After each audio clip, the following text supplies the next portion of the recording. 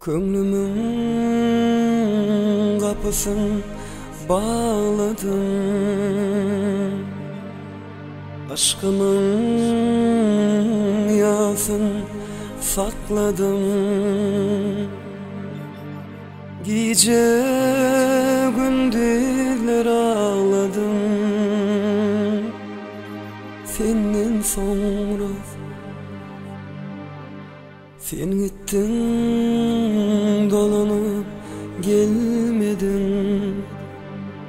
Mehrin deniziden kanmadım. Gelecek yollarım bağladım, senin sonra. Hasretin sinamı eyledi, sinağın sen adın söyledi.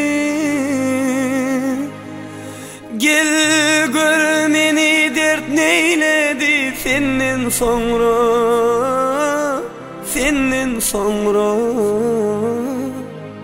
senin sonra. Hasretin sinamı eyledi, sinağın sen adın söyledi. Gel gör meni dert neyledi, senin sonra, senin sonra, senin sonra. Ayrılık kalbime yar oldu, günlerim ahzar oldu. Bu dünya başıma dar oldu,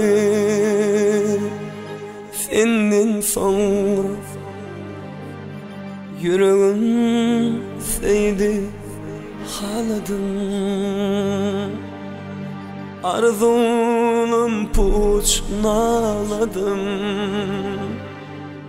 Gece gündüz ağladım, senin sonra.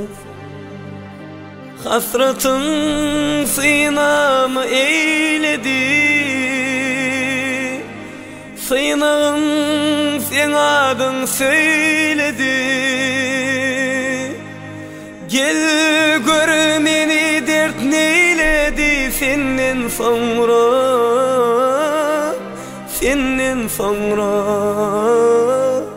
senin sonra. Hasretin sinamı eyledi,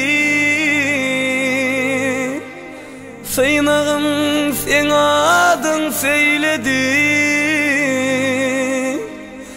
Gel gör meni dert neyledi, senin sonra, senin sonra.